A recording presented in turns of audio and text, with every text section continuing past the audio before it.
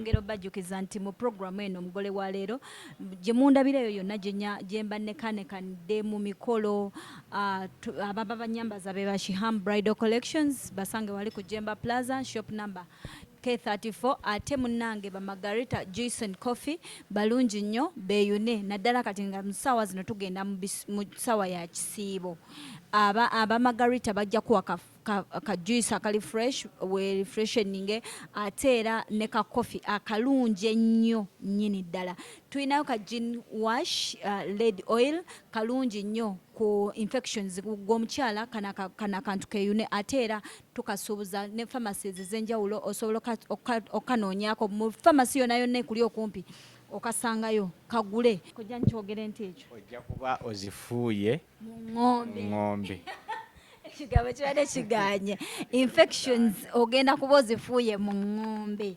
ng'okozesa akantu kano aka gin wash lead oil kalungi nnyo kafune wonna wooli around your place genda mu pharmacy anywhere ogenda kasangayo yes tugenda mu Ramadan banange mwena aba Margarita Juice and Coffee bagenda kuba nga bakuwa juice yena gwetaaga okitegeera kojja tugenda mu Ramadan ba Margarita beeyuni era nange ssebo nasazeewo ate era kambabuleko ka juice kaabwe kano manyi bw'oba osiibye nga ogenda kusiibulukuka Allah ayina endwadde zakukingiriza buli lwosa mukimanyi nnyo mutera okunkubira essimu kojja okimanyi munnange akadagala ke wampa mugundi mu Ramadhan aka alusazi buli masibuluka bwenkanywako alusazi zigenze ne juice ono bw'omala okukozesa akadagala kali nywa ku juice aboostinge immune system yaffe kubanga mulungi one alimu akanimu alimu kamangada ekyo mukimanyi bulungi nnyo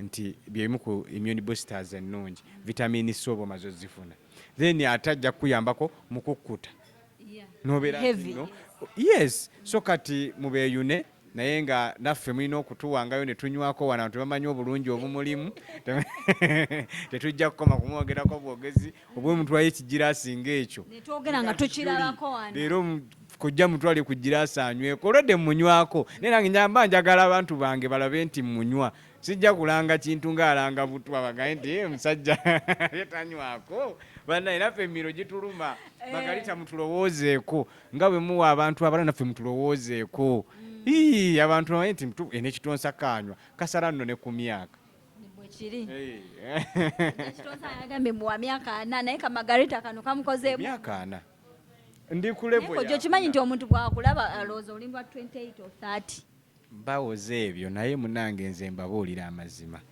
emyaka 4 kojja ate eyo level kwendi kitegeeza mulimu egigwamu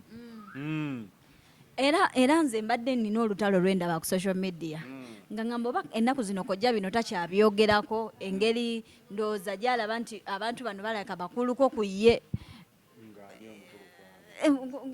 wabaddewo olutalo lugenda mu maaso wakati wa Zubeda ne full figure kati nze omuntu yekka gwe nnyinza okulaba nti gwe nnyinza okukeerewa okulowoozaako nga ali mu lutalo ate nga kimanyi terusobola kubaawo alina kuba Ssaabasajja na pulezidenti ab'entalo zaabwe siziyingiramu naye abasigadde mbambiraba bati nsooka kusengejja omanyi osigaza ekitiibwa kyo nagga nti omuntu yenna amala kwogera n'omanya entegeera ye bw'aba tannaba kwogera so ategeera ntegeera ye so okumanya nti omuntu ono alowooza atya okitegeera naye naga nti ekiwemula omugagga kuboogantula weegenderezanga nnyo omuntu ng'akutte kamera n'abaako ekigambo kyafulumya n'akyogera omuntu oyo mulowooze nnyo entegeera ye efaanana etya si buli muntu avaayo okwogera nti tugenda muwuliriza abamu tujja balabanga buki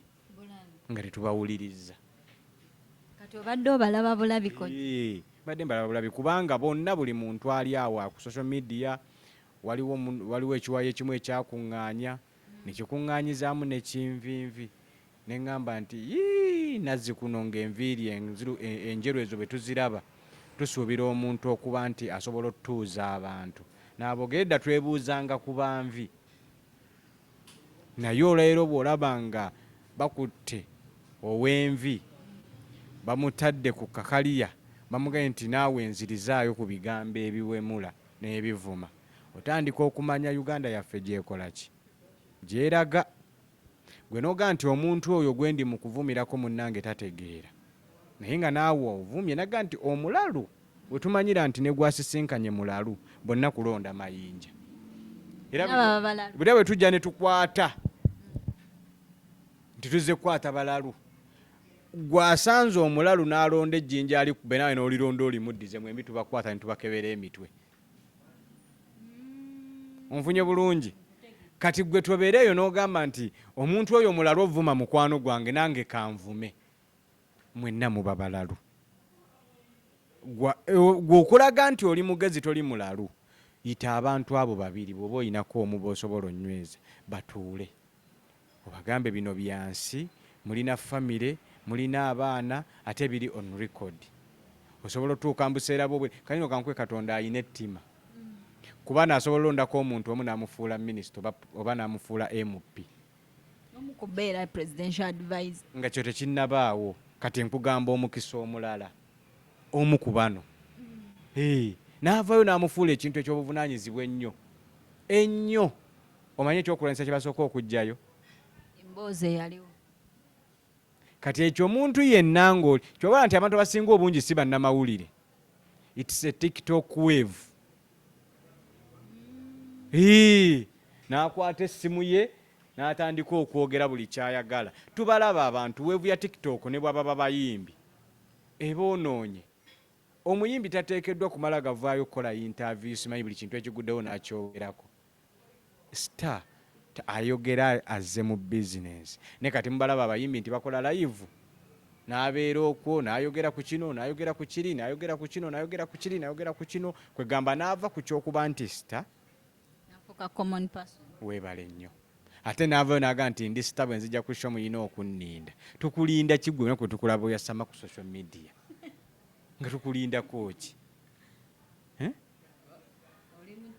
Ekitegeeza abasinga obungi social media tebafuna kusomesebwa. Abamu be mulaba si bannamawulire jjuli, just muntu wa bulijjo nti mmanyikiddwa n'atandika kuggulawo omukutu.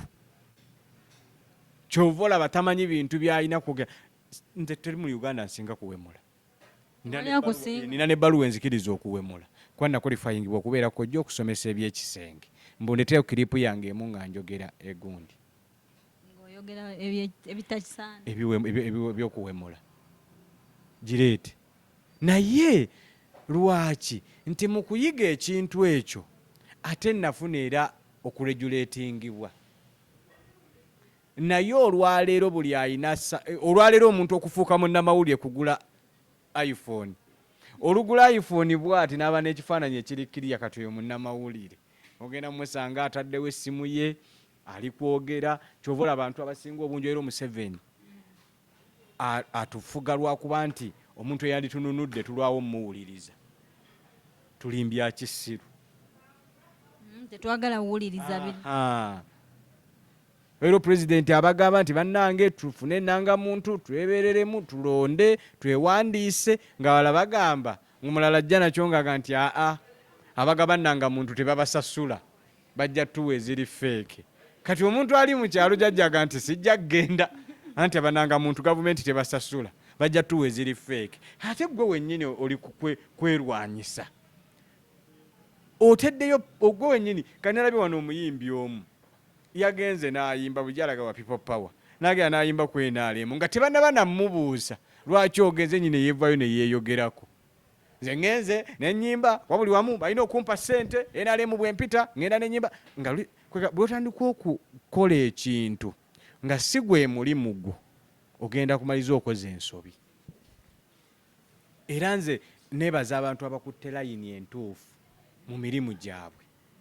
Neebaza abantu abanywedde mu bye bakola n'asitiikinga unaga nti nze kino kyensinga otegeera. Abasinga obungi kye bawulira nga kikutte gye babuukira. Tya kitonzi omulaba nti akakadagala kolaba omwezi akajjamu miliyoni eziwere 10 nga naye agenda agambolinga. Tofunye experience. Nze guno omulimu nakagukolera emyaka 3. Natandika nina emyaka 10 nga maama wange ne jjajja wange bamulerwa nga nze ngenda nennoga eddagala eriwo abakyala b'embuto. Kitegeeza nakula ndi mu system. Practical nzimanyi ne theory nazisoma. Kati gwe ayagala okujja okompitinge mu business ojja kukwata simu yo ogenda kukola kintu. Abakyala muyige, abasajja be mugenda okufumbirwa n'abasajja muyige, abakyala be mugenda okufumbirwa biki ebibafulumamu. Nze sisobola keera ku makya abantu bano onkoze bubi okubanjogezaako lwakuba nti oli mukwano gwange naye next time tusigalenga ku script gye tugenda okwogerako.